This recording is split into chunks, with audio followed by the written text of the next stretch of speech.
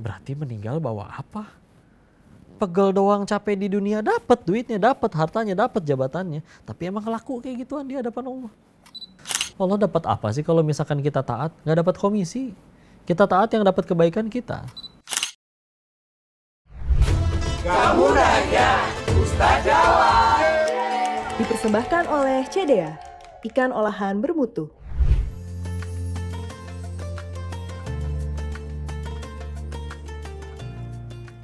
Bismillahirrahmanirrahim. Assalamualaikum warahmatullahi wabarakatuh. Waalaikumsalam warahmatullahi wabarakatuh. Masih semangat? Semangat dong. Dulu Madinah dibuka hanya dengan 6 orang pemuda.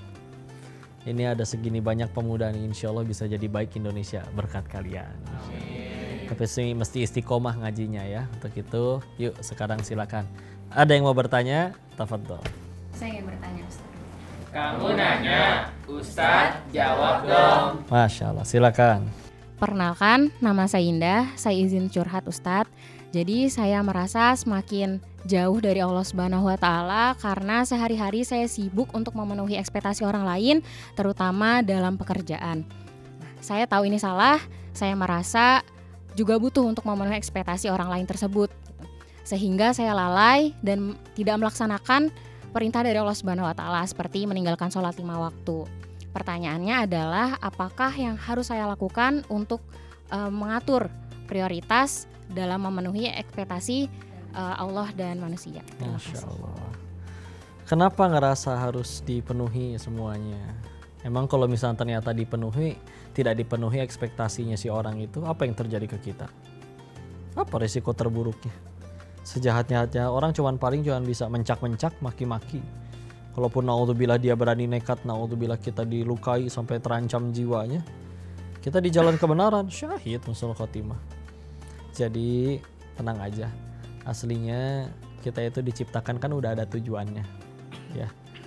Dan kita tahu tujuannya apa aja. Wa ma khalaqtul jinna wal insa illa liya'budun. Quran surat 51 Az-Zariyat ayat 56, atau juga ditambahkan Al-Baqarah 30 tuh kiri atas. Wa idz qala rabbuka lil malaikati inni ja'ilun fil ardi khalifah. Jadi khalifah di muka bumi.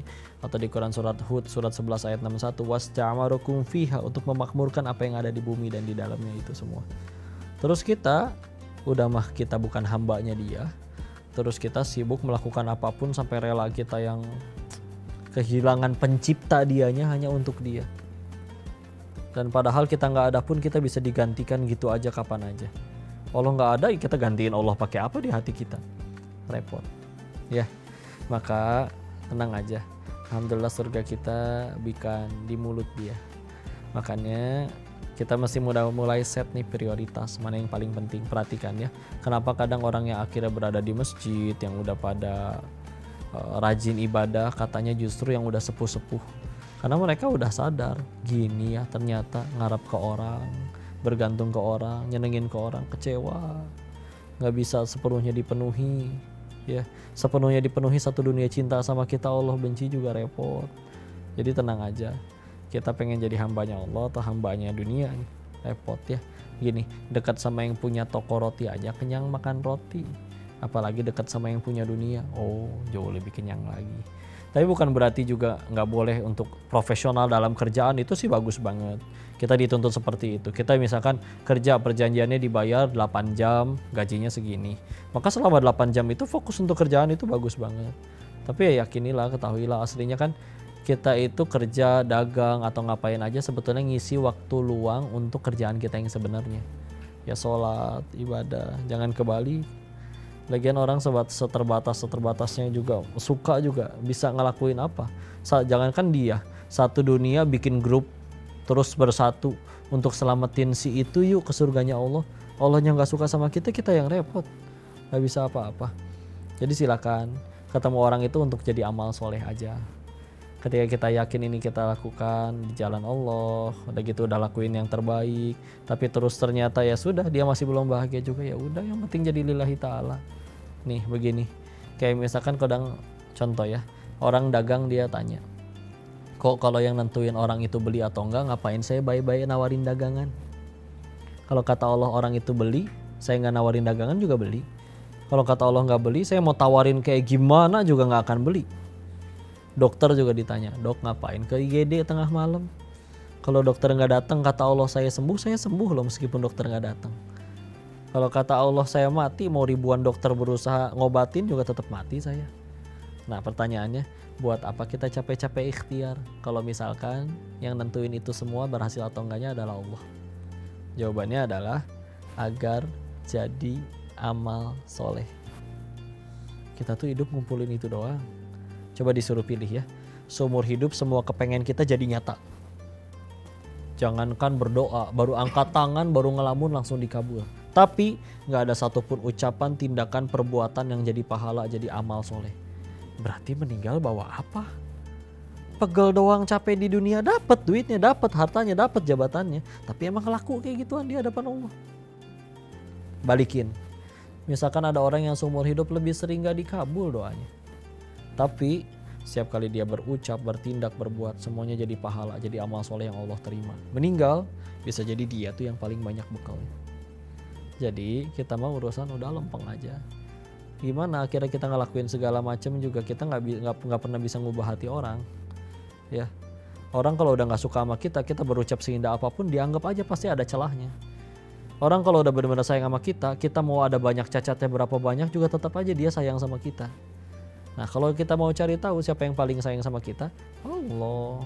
Lebih sayang daripada kita sayang ke diri sendiri, lebih sayang daripada orang tua kita sayang ke kita, dan Allah yang paling pengen kita bahagia. Perhatikan ya, di surat ke-18 Al-Kahfi. Nanti yang ini disunahkan setiap malam Jumat atau hari Jumat dibaca ya. Ada banyak kisah luar biasa, salah satunya di ayat 60-82, kisah Nabi Musa alaihissalam bertemu dengan Nabi Khidir. Di situ kan Nabi Musa berpetualang tuh sama Nabi Khidir. Ada 3 perbuatan Nabi Khidir yang diprotes. 1, perahu yang mau dipakai malah dibolongin. 2, ada anak kecil yang terbunuh. Sama 3, ada rumah 2 anak yatim yang mau roboh malah dibangun ulang. Fokus sama yang nomor 2. Ada anak kecil yang tadi yang terbunuh ya. Ketika akhirnya di perjalanan kan ditanya kan, kenapa engkau membunuh jiwa tanpa dosa? Di akhir perjalanan baru dikasih tahu, ini kehendak Tuhanmu. Karena Allah mengetahui anak ini akan meninggalkan Islam dan dia akan mengajak keluarganya. Tapi lihat ya, akhirnya dengan intervensi ini, kalau tanpa intervensi dari Allah kita lihat ya, anggaplah si anak hidup sampai gede. Dan dia punya segalanya, misalkan jabatan, harta, tampan, rupawan, semua dia punya dan akur sama orang tuanya. Tapi sekeluarga murtad, ke surga nggak sekeluarga? Nggak. Apa artinya bahagia sebentar di dunia kalau berakhir kepada neraka yang abadi? Itu 1. Yang kedua, anggap si anak ternyata, yang skenario yang kedua ya, si anak meninggal masih kecil, berarti belum punya dosa. Anak kecil belum punya dosa, meninggal ke surga nggak? Pasti.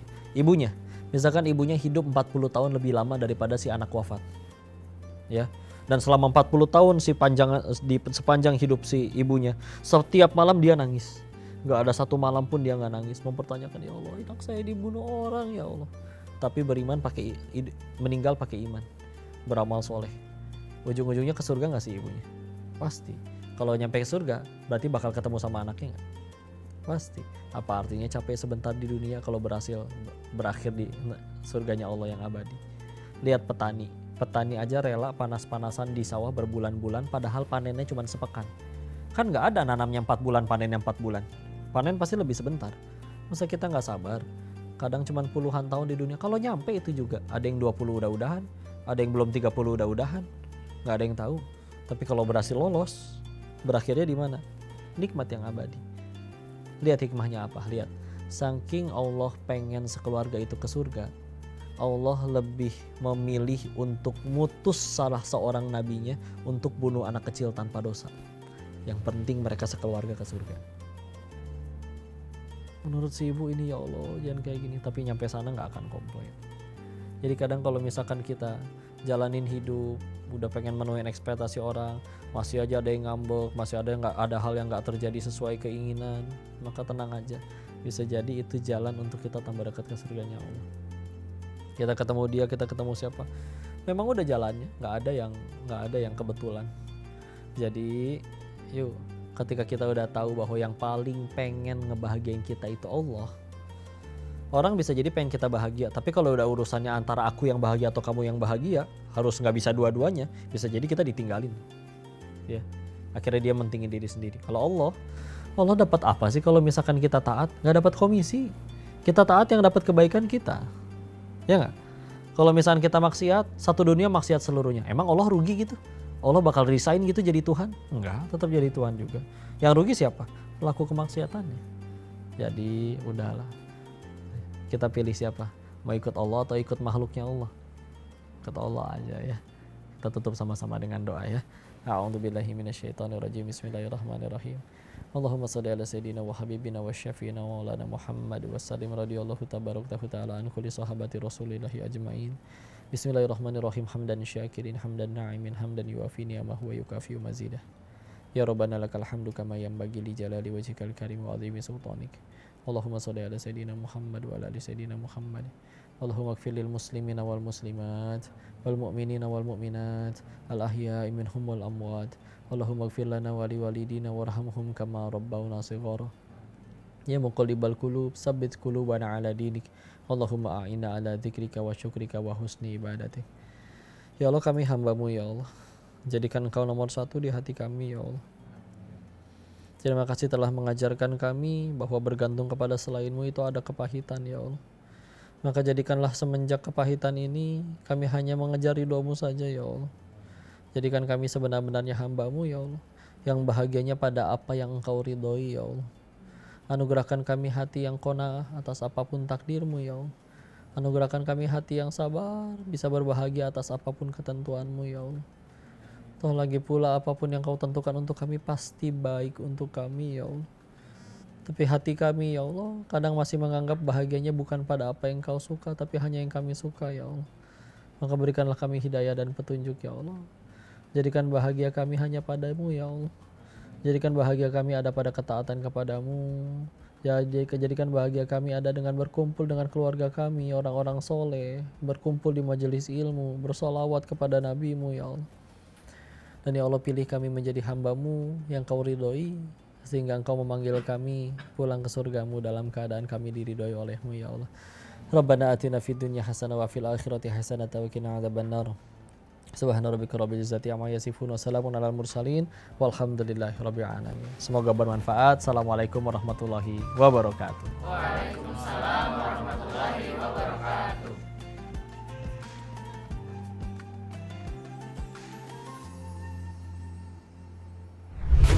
Kamu nanya, Ustaz jawab. Dipersembahkan oleh CDA, ikan olahan bermutu. Halo, jumpa lagi di Kreasi Resep CDA bersama saya Chef Billy Kalangi. Dan kali ini saya akan membuat resep capcay ala CDA. Kita masukkan minyak untuk menumis, bawang bombay, bawang putih. Saya akan masukkan sayuran. Masukkan wortel, brokoli, kembang kol, jagung putrem, jamur kuping. Resep ini makin spesial karena kita menggunakan CDA Farm Animals 500 gram dan CDA Oriental Cartoon 500 gram.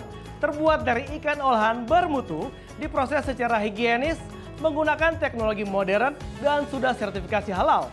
CDA Farm Animals dan CDA Oriental Cartoon dapat dikreasikan ke berbagai menu lainnya. Kita masukkan kaldu ayam, saus tiram, minyak wijen, larutan tepung maizena. Tambahkan garam, lada secukupnya. Langsung kita penyajian. Dan ini dia, capcay ala CDA. Bersama CDA, semua masakan jadi tambah enak. Selamat mencoba.